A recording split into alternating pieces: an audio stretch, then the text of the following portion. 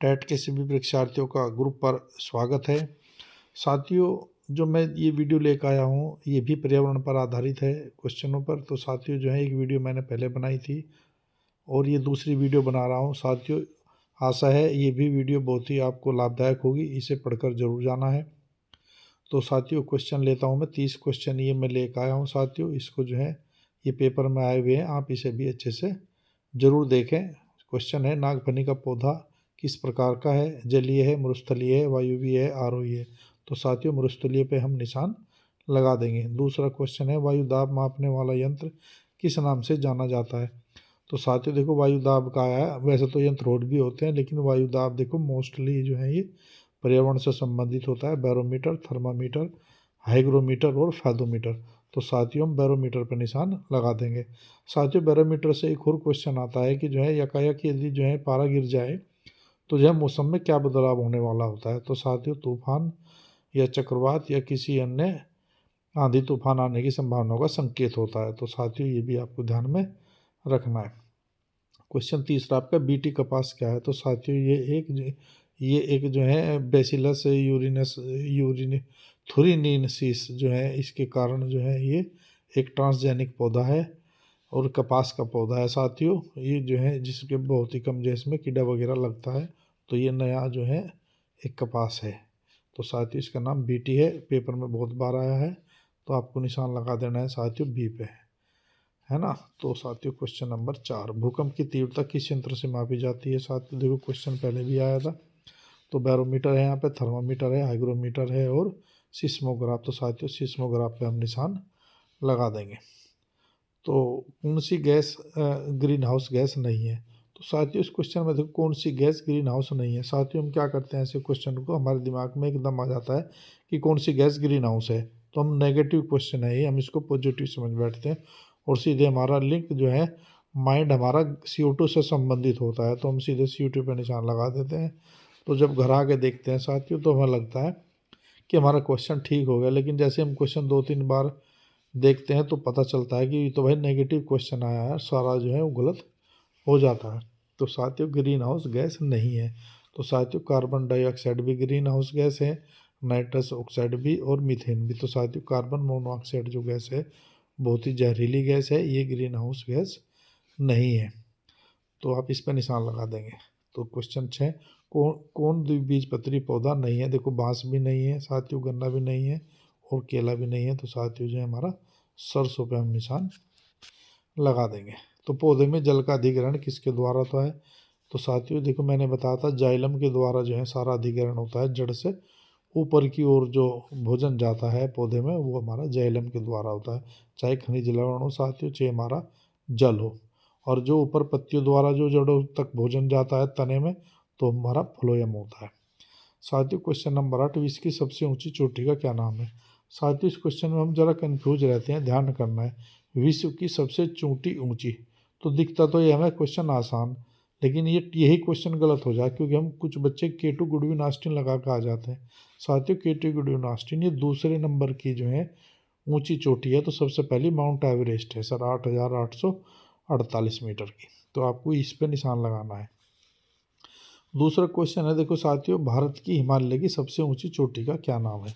तो देखो भारत की पूछा है तो भारत की हिमालय की, तो आपको ध्यान देना है यहाँ पे भी बच्चे केटू गुडविन ऑस्टिन लगाकर आ जाते हैं।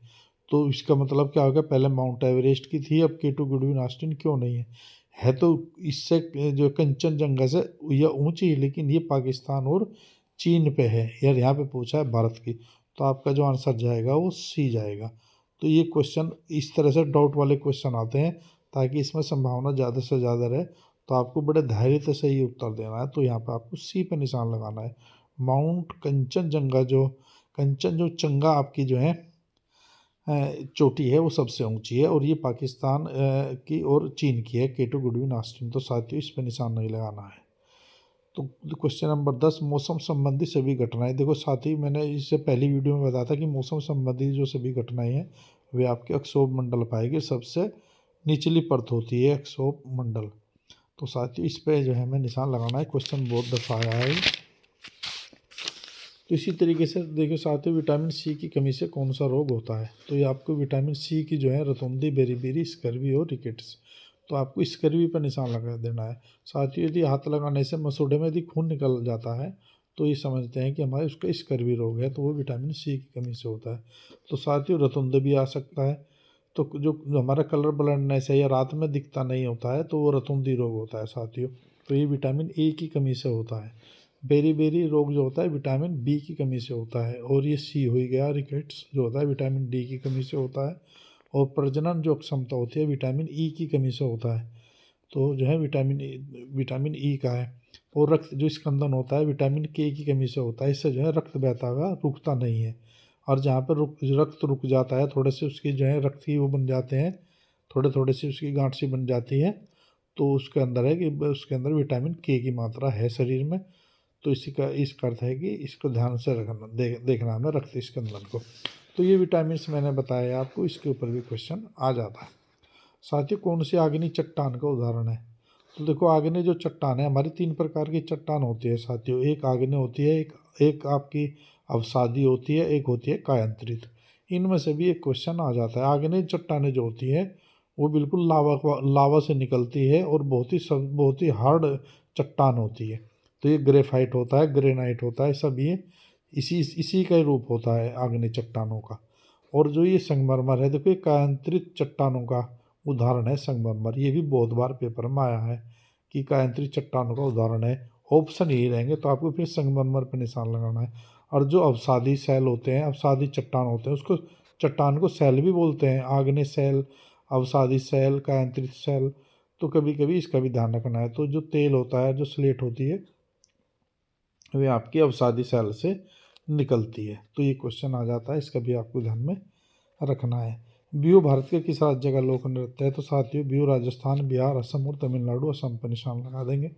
घूमर भारत के किस राज्य का लोक नृत्य है। साथियों, राजस्थान पर निशान लगा देंगे, बहुत प्रसिद्ध नृत्य है साथियों ये। डांडिया रास भी बहुत प्रसिद्ध है, तो साथियों गुजरात पर निशान लगा देंगे। खाद्य श्रृंखला के समूह को क्या कहते हैं हम। खाद्य चक्र, खाद्य जाल, पिरामिड, और ये साथियों खाद्य जाल होता है। तो इसी तरीके से वायुमंडल में 99% भाग किन 2 गैसों का होता है। तो साथियों, ओजोन एवं ऑक्सीजन, ऑक्सीजन एवं नाइट्रोजन, और कार्बन डाइऑक्साइड, ओजोन, ऑर्गन और ऑक्सीजन। तो साथियों, ऑक्सीजन और नाइट्रोजन को मिलकर 99% गैस हो जाती है। बाकी जो गैस बचती है वो कार्बन डाइऑक्साइड और आर्गन गैस होती है। कभी कभी पूछ लेता है कार्बन डाइऑक्साइड की मात्रा कितनी होती है। तो 0.03 जो % होती है वो कार्बन डाइऑक्साइड की मात्रा होती है। और 21% जो होती है वो ऑक्सीजन की होती है। साथियों, मोस्टली इन्हीं के पूछ लेता है। Question number 18, red data book किससे संबंधित है। बहुत अच्छा क्वेश्चन है साथियों ये रेड डाटा बुक। तो देखो, यदि रेड डाटा बुक है तो इसका अर्थ है कि यहाँ पे कौन से जानवर हम लेंगे जो रेड की श्रेणी में आ रहे हैं। तो साथियों, ये नदियों से संबंधित नहीं है, भूगर्भ से संबंधित नहीं है, वायु प्रदूषण से संबंधित नहीं, तो ये वन्य जीव से है। और वे जीव लेने हैं साथियों जो विलुप्त हो गए। तो वही इनकी सूची है जो पहले हो चुके और अब नहीं है वर्तमान में। तो वे जो हैं जीव इसमें लिखे जाएंगे रेड डाटा बुक में। बहुत बार क्वेश्चन आया है, तो हम सी पे निशान लगा देंगे। ओजोन परत का अधिकतम ह्रास निम्न में से कहाँ पर हुआ है। दक्षिणी ध्रुव, उत्तरी ध्रुव, भूमध्य और किसी पर नहीं। तो साथियों, दक्षिण ध्रुव पर जो है इसमें छेद होने की संभावनाएं हैं, वहीं पे जो है देखा गया है इसे। तो 16 घास, स्थलीय घास कहाँ पर पाए जाते हैं। साथियों, जो है विश्व में बहुत सारे ऐसे घास के मैदान हैं जहाँ पे पाए जाते हैं, लेकिन यहाँ पे 16 घास, ये भारत का घास है। तो ये कहाँ पे पाया जाता है। हिमालय में, पूर्वी घाट में, पश्चिमी घाट और विंध्याचल में, सतपुड़ा में। तो साथियों, यहाँ पे पश्चिमी घाट पर आपको निशान लगाना है। पश्चिमी घाट पर जो है 16 घास पाया जाता है। इसी तरीके से क्वेश्चन है, सरदार सरोवर बांध किस नदी पर बना है। तो साथियों देखो, ये कावेरी, ताप्ती, नर्मदा और चंबल नदी। तो साथियों, ये नर्मदा नदी जो है इस पे सरदार सरोवर बांध बनाया गया है। सरदार सरोवर के पास बांध ही गुजरात में स्थित है साथियों, सरदार सरोवर बांध। और स्टैचू ऑफ यूनिटी भी बिल्कुल नर्मदा नदी के तट पर है। और साथियों, नर्मदा जो नदी होती है ये घाटी में को होकर बहती है ना। तो इसका हमें ध्यान रखना है। तो ये पूर्व से पश्चिम की ओर बहने वाली है नर्मदा नदी, और ताप्ती नदी भी। तो ये जो है घाटी में को होकर बहती है। तो घाटी का मतलब है कि पर्वत एक तरफ है और दूसरी तरफ ही है। यहाँ पे जो बहती है तो एक सतपुड़ा है और विंध्याचल, उनके बीच में कोई नर्मदा घाटी होती है। तो ये सब उसमें होकर बहती है और ये डेल्टा नहीं बनाती है। डेल्टा का मतलब होता है रेत का ढेर।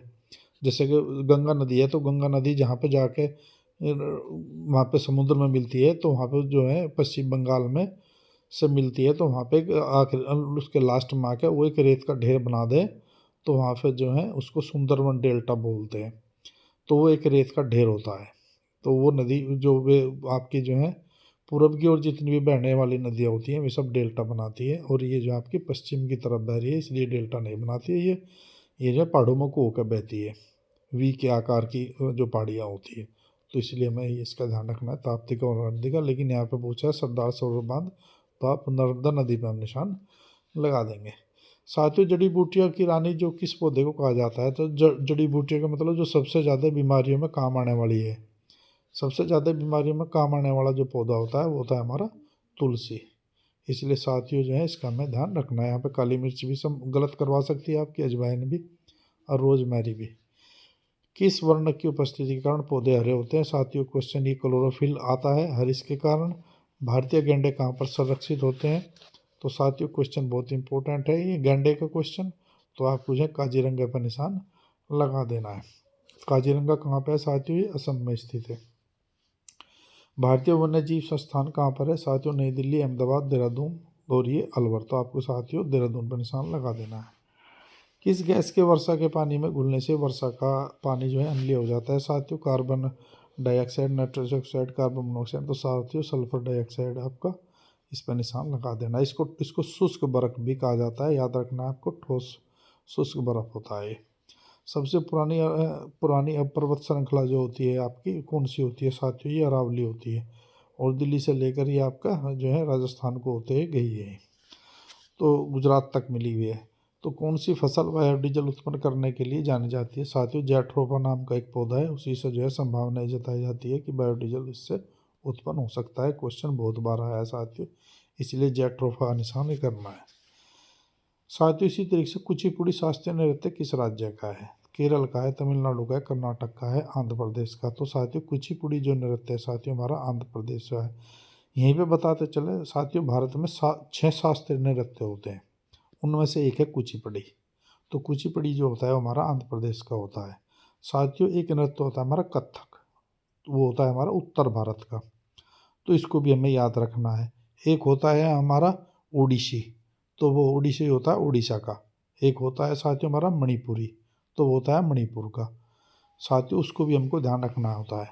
और एक है हमारा कथकली, कथकली होता है हमारा केरल का।